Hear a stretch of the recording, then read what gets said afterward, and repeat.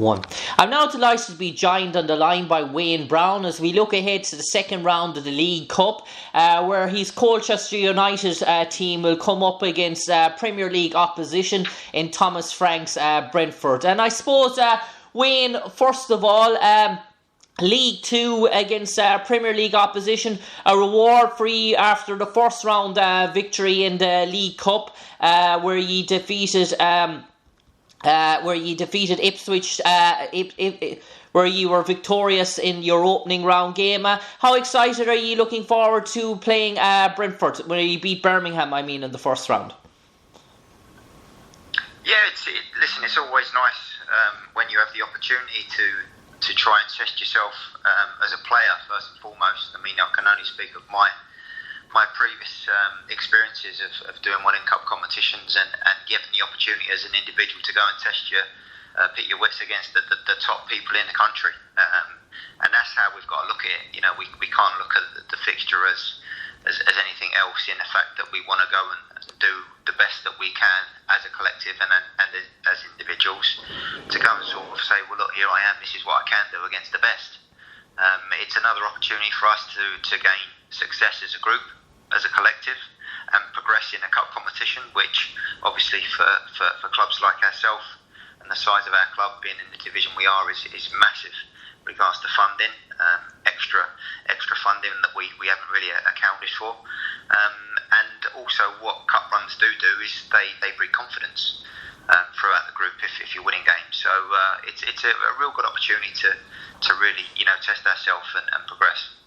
And I suppose you mentioned about progressing, and obviously it is your League 2 opposition against Premier League opposition. There was a 2-tier gap in the last round when you defeated Ipswich Town through that Luke Hannett goal on 29 minutes as well. So obviously you've taken down opponents who have been operating on a higher level than yourselves. Ipswich, dare I say, League 1 opposition. So obviously that must give you confidence going in to face a Brentford side who are on the back of, dare I say, a defeat against Fulham there at the weekend, and obviously might be tempted to maybe rest one or two players. Yeah, and it's important that we go into the fixture with no fear. We're obviously going to come up with a plan of action and to try and give ourselves the best chance of winning a game of football like we would do in any other game that we play in. That will never change. But if you go into the fixture fearing it, then you're going to fail. Fact. Against Ipswich, the money that they have at their disposal this year is ginormous for League 1. So us as a League 2 team, it was always going to be a tough ask going there on their own patch with the players that they've got. But as I said, it's an opportunity to go there and play against better players and really test yourself against better opponents. But we've got to worry about what we do, and we've got to play to the best of our ability as a collective to get any success.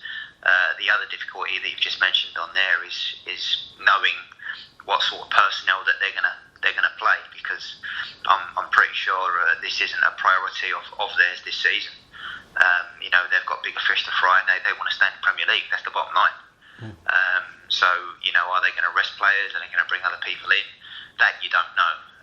So it's about being adaptable on the night and really doing your homework in the games that they've played in previously to see how they've gone about their business and where we can maybe get some success in different areas of the pitch. And is that hard to gauge for you, Wayne, given that probably more likely Ivan Toney and Brian Mbeumo are two critical aspects of their attacking lineup? They start in nearly every game for Brentford. So if Thomas Franks chooses to rest them, have you any sort of really background to know on what else he might use, given that Toney and Mbeumo seem to start every game for Brentford up top? Well, you try and do your due diligence on the squad that they've got to their disposal. Ultimately they're in the Premier League with, again, loads of funding. They've got a real good, massive squad to call upon. So full well that if those two individuals don't play, the people that they're going to be bringing in are going to be chomping at the bit to impress, because ultimately they want to start in the Premier League. They just don't want to be squad players and start in cup competitions. They want to try and stake their claim to go and try and get Ivan Toney out of the team. So whoever they pick, they're going to be of a level, and they're going to be competent and handful in the position that they play. And I suppose your team, dare I say it, on the last game out, you played a 4-1-4-1 formation. I suppose in terms of flexibility, do you look at sort of different formations or different training? Given that you've only played, dare I say, at the weekend, you're out again on a midweek fixture. Is there that much time to really change what you do on the training field before the League Cup game, or is it very much maybe different personnel might come in but the formation might stay the same? I think at any level it's all about fine margins, and we played Leyton Orient on Saturday. Obviously they've had a particularly good start to the season, but there's very little in the game in regards to chances, so it's about worrying about us, about worrying about how we're going to try and win a game of football. And to win a game of football, you're going to need to create. So we do need to nullify opposition, and that's something we did very well against Ipswich, especially, where we nullified them. They had loads of possession of the ball, but we tried to get them to play in areas where we wanted them to play, and not particularly where they wanted to play, and that's a key. But we do, ultimately we want to try and take the game to them as well. We want to create, we want to be a force, we want to be a threat, and ultimately that's the only way that you're going to progress into the next round. And Wayne, just looking through your squad there, dare I say it, you're a League 2 outfit, but you have an awful lot of players within your squad in the past few years that have played in Championship level, that have played in League 1, like Freddie Sears, Luke Chambers, Frank Noble was at West Ham for a while, Johnny Kinde, the Irish international, former international player Alan Judge is within your ranks as well, Kieran O'Hara as well. So you have Cole Skuse as well that would have played at a higher level as well. So you have an awful lot of players that would have played maybe in the past 2 or 3 years at Championship at League 1 level. So coming up against an outfit against Brentford, you ain't lacking in experience. I know you've a very experienced sort of core, a good lot of players there between the 28 to 32 bracket.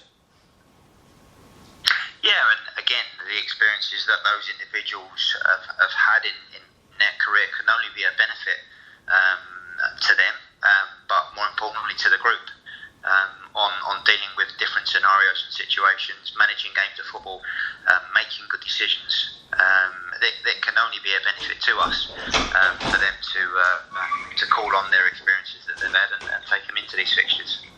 Yeah, and I suppose, Wayne, in terms of your approach, do you treat it as a one-off sort of game, a sort of take it away from the league? Is it seen as where players can go out and relax and enjoy themselves, or is it a gung-ho sort of approach, or do you have to be respectful against Premier League opposition as well and maybe be sort of play yourself into the game, or do you just think, right, let's have a lash and see what will be?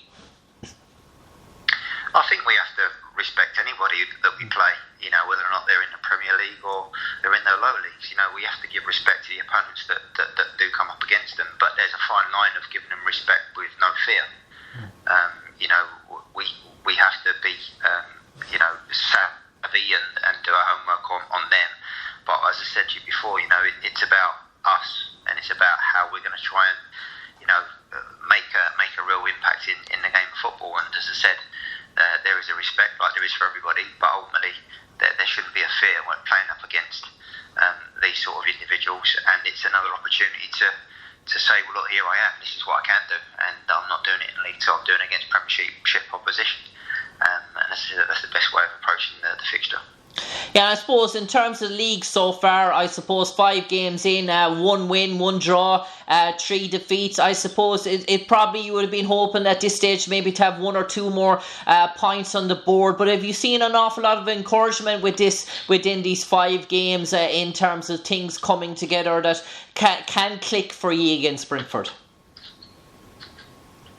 Yeah, listen, I would have wanted to be top of the league, but we're not. Ultimately, you're going to win games of football, you're going to lose games of football. It's about how you react in those difficult periods and how you handle the successes as well that you have. We played well against Bradford, who we beat last Tuesday.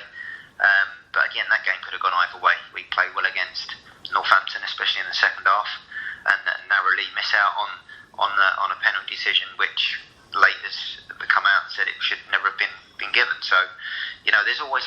margins in the game. So we can get wrapped up in, we've got 4 points on the board from 5 games, but ultimately there's been a lot of good performances. There's been a lot of positivity throughout the group, and as I said, the group are in a relatively a good place mentally.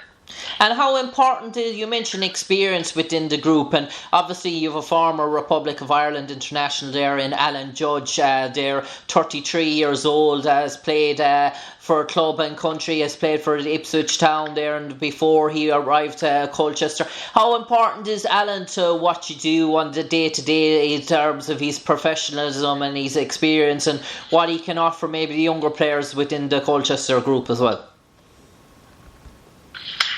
Yeah, he's a good pro. He does, lean on the youngsters in the group and does advise them. And the best teams are self-managed, if you like. And you've already mentioned the other players that we have and the experience that we've had. And again, that can only be a benefit with Alan.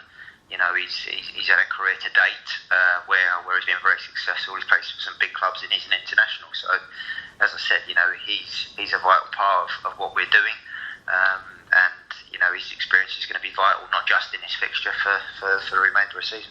And what you make, Wayne, of the job done by Thomas Franks at Brentford, coming in, obviously Brentford probably, when he came in, they probably had only one of the lowest size budgets in the Championship. A different policy in terms of recruitment and how they go about it, and working with a small budget, and dare I say it, first year up in the Premier League, working again with a small budget. Is he someone that you admire in terms of what he has done, that he's worked himself up the leagues in terms of giving himself that with the one club and giving himself that Premiership opportunity? And is he someone that you start to feel that maybe no matter the result there, the week fixture, that you could have a discussion and maybe learn something from? Well, I think if you're always open to learning, and you're always open to learning from individuals that have done particularly well in the game and have had experiences in the game like he has. I mean, Brentford, they recruit quite uniquely, I would say, but the funding that he's had to work with and the job that he's done is nothing short of amazing, really. So there's massive respect from my side of things, being a relatively sort of inexperienced manager, if you like. And looking up to somebody like Thomas, who's done an exceptional job, and he's an inspiration to people like myself. And you're always looking to learn and get advice off people like that, because it can only benefit you in your own career. And Wayne, in terms of how you look at the League Cup for a club like Colchester, obviously Brentford is a big money attraction. It'll bring an awful lot of fans out. All the Colchester fans will be hoping to see some of the regular Premier League stars that they see on their TVs every Saturday night, and obviously hoping that their club can cause a major upset. But as a manager, do you see the cup competitions, would you prefer to maybe play against League 1 and League 2 oppositions in the earlier rounds and get further in the competition before drawing a big team maybe in the last 16 or something, or do you feel that, well, if we're going to cause that shock, it's better off to get one of the big teams in the early rounds? Well, ultimately, to have any sort of successful cup run, you've got to face different opposition at different levels. And as I said, it's an opportunity for us in the cup to play against teams that are higher up, that do have better players in their system. But you have to beat them. You have to beat them to progress. And as I say, it's our job to try and find a way of coming up with a strategy and a plan to try and give ourselves the best chance of winning the games, to have a little bit of a cup run. And as I said to you before, cup runs can breed confidence, belief in the ranks. And again, if we get a positive result against Brentford tomorrow night, I think it will go a long way of contributing to those factors. And Wayne, lastly, for yourself and Colchester City, what is the priority for this season in terms of the league? Are you looking for maybe a top 10 finish? Is that a realistic target for Colchester? I think building on the successes that we had last year, I mean, as a football club, we finished 15th in the league, and ultimately we need to try and keep progressing, keep evolving as a football club, and keep trying to better what we did the season before. I mean, we came in January as managers, as coaches, into the environment where we were 2 or 3 points above the relegation zone in what was a difficult run of games. And as I said, we finished strong in the season that we had, in the campaign that we had last year, and managed to finish 17 points above the line. So, all we're trying to do as coaches, as players, as a collective, is keep working on the successes that we've had to date, and try and get some strong, positive performances, which we have done this season, to give us the best chance of keep getting results. It's all about the process. The process is every week. It's relentless. We played Saturday, we've got another game tomorrow, we then go again next Saturday, and then we've got the Papa John's Trophy 10 days later. Fitted in between that, there's another league game. So I'm more interested in the process of preparing the lads the best way that I feel is appropriate to give ourselves the best chance of winning games. On that note, Wayne Brown, to you and Colchester United, best luck in the second round of the League Cup, playing against Brentford, and hopefully all will go to plan, and it'll be a joyous outing for both players and management. Cheers, thanks very much. Cheers, thank you, Wayne.